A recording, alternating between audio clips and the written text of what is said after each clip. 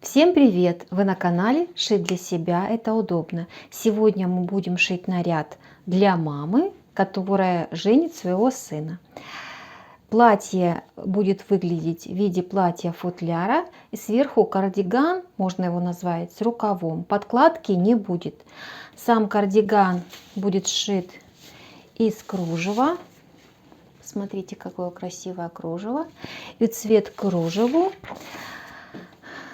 заказчица подобрала костюмно-плательную такую ткань, приятную на ощупь.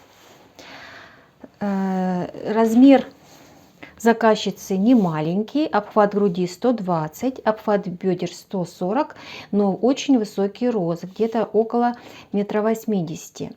Значит, платье 120 сантиметров длина его, это чуть-чуть ниже колена. С чего мы начинаем? Конечно же, начинаем с построения базовой основы. Как построить базовую основу, вы всегда сможете увидеть у меня на канале. Ссылку сейчас тоже увидите и сможете всегда под видео ее найти. Значит, видео будет состоять из двух частей. Платье-футляр, зауженный к низу, и отдельно кардиган. Итак, приступим.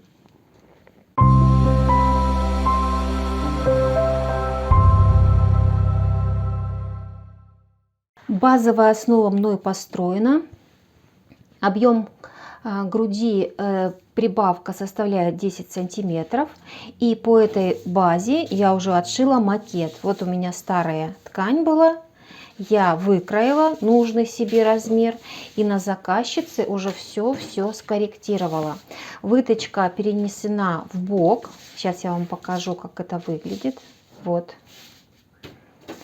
Отмечено тут же на этом платье, я его потом просто распорола уже по тем линиям, которые необходимо.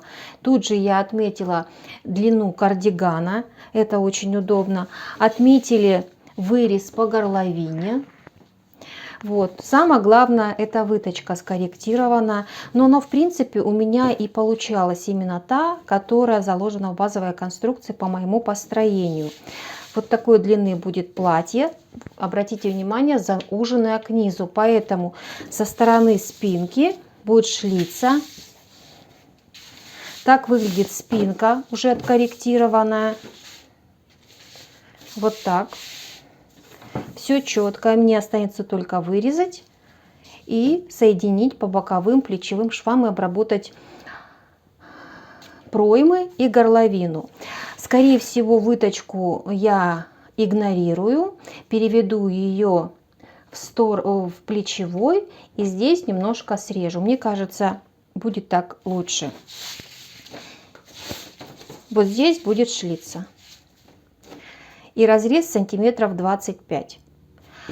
Все, я приступаю к пошиву платья, вырезаю как обычно. Могу сказать, что для таких объемов потребуется две длины для платья-футляр. И для кардигана тоже две длины и плюс длина рукава. Приступаем к раскрою. Перед раскроем ткани обязательно нужно продекотировать, чтобы не произошла усадка. Теперь сворачиваем сгиб ткани, делаем на всю ширину. Вот. И укладываем вдоль сгиба уже отработанный макет. Дальше будет в ту сторону будет ложиться спинка. Расход ткани большой за счет того, что в одну ширину не проходит. Поэтому из другого участка, из той полосы, можно будет что-нибудь придумать еще. Как-то так. Раскраиваю. Платье выкроили, и я уже собрала кое-что. Выточки. Сейчас наизнанку переверну. Выточки. И молнию тоже вшила. Так это выглядит. Вставила молнию серую, потому что в цвет не нашла. Так это выглядит с изнанки. Вот. И уже обработала шлицу. Шлица очень простая. Не стала показывать, потому что самым простейшим образом обработала края оверлоком и завернула их в разные стороны. А потом вот так соединила. Все очень просто. Летний вариант. Вот, где-нибудь на другом месте покажу поподробнее. То есть спинка готова. Точно так же заготовлена передняя половинка. Вот так. Стачены выточки. И бока обработаны оверлоком, потому что буду стачивать и разутюживать. Намечены линии, по которым буду строчить. Что важно, ткань тянущаяся. Она не трикотаж, но тянущаяся. Поэтому вот этот мыс я еще дополнительно проклеила клеевым материалом для того, чтобы не растягивалась. И даже дала строчку перед тем, как приклеивала. Это очень важно. Теперь мы накладываем одну деталь на другую, соединяем по плечевым и боковым. Но прежде очень удобно, я вам советую, прежде чем вы это сделали, если у вас уже отшитый макет есть, и вы знаете точно, что все линии точные, я выкроила обтачки для спинки и проклеила их клеевым материалом, вот таким дублерином. По спинке то же самое, по спинке со стороны горловины обтачку. Все их нужно будет соединить между собой сначала, перед со спинкой, вот так. И в круговую, ну за исключением этой, конечно, и в круговую обработать на оверлоке. И затем два способа есть обработки. Есть в закрытую пройму, есть в открытую. Так как я знаю свои параметры по боку, можно и в открытую. Так сделать намного удобней. Приступаем к дальнейшему пошиву. Обтачки заготовила, соединила их по плечевым. Ширина обтачки должна быть такова, чтобы они состыковались на плече. Вот таким образом. Проклеены, обработаны оверлоком. Вот. И теперь в открытую пройму укладываем, закалываем иголочками и на 0,7 соединяем их по всем дугам. Затем нужно будет рассечь и растрочить. Вот, то есть отогнуть и в шов настрочить на 0,1 по краю. Обтачки пришили, так они выглядят на лицо, так со стороны изнанки. И у нас боковые еще не стачены. Значит, обтачка по горловине нужно закрепить по плечевым вот здесь. Потом сюда же присоединить обтачку по пройме. Вот. А сейчас нужно соединить боковой вместе с обтачкой, соединить шовчики и соединить обтачку и весь боковой одновременно по линии, которую вы наметили. Вот. И все, и шов разутюжить. Итак, платье практически готово. Так выглядит узел соединения с обтачкой. Завернула, закрепила закрепочкой. Точно так же закрепила между этими обтачками. Так, по спинке. Вот так это выглядит. Молния. Ну, платье практически готово. Это обтачка переда. Пока просто я заметала строчкой. Вот. И низ тоже закрепила пока наметкой.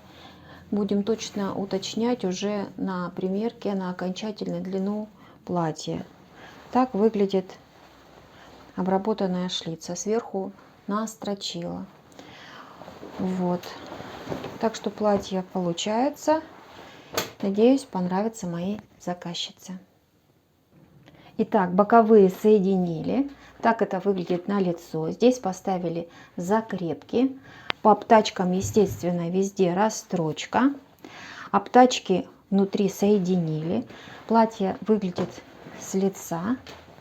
Большой размер, поэтому, может быть, не все видно. Так выглядит внизу, подгибка низа. Она приклеена на клеевую паутинку. Вот так. Теперь выверну наизнанку. Обтачка по переду, выточки, боковые в разутюжку. На всякий случай оставляла боковые припуски широкими. вот так. Ну, в принципе, все. Главное его правильно посадить на фигуре. Я надеюсь, все видно. Вот такое платье получилось. Оно будет у нас с кардиганом в комплекте. И вместе, как выглядит на клиентке, вы обязательно увидите. Если информацию, которую я вам сегодня рассказывала, была для вас полезной, то ставьте пальчики вверх, нажимайте на колокольчик, чтобы первыми узнать о всех новинках, которые выходят на моем канале. Желаю всем творческих успехов! Уважаемые подписчики и гости моего канала, я очень рада, что нас становится все больше и больше. Это говорит о том, что мой канал вам нравится. Кому нравится мой канал, ставьте пальчики вверх. Кому информация не интересна, ставьте пальчики вниз, то есть дизлайки. Поддержите мой канал, ставьте лайки и дизлайки под каждым моим видео. Пишите комментарии, давайте мне обратную связь. Подписывайтесь на меня в соцсетях, в Одноклассниках, ВКонтакте, в Инстаграм, Яндекс.Дзен, Яндекс.Эфире. И у меня на канале есть кнопочка спонсорства. Каждый из вас может стать спонсором канала. Всем желаю удачи!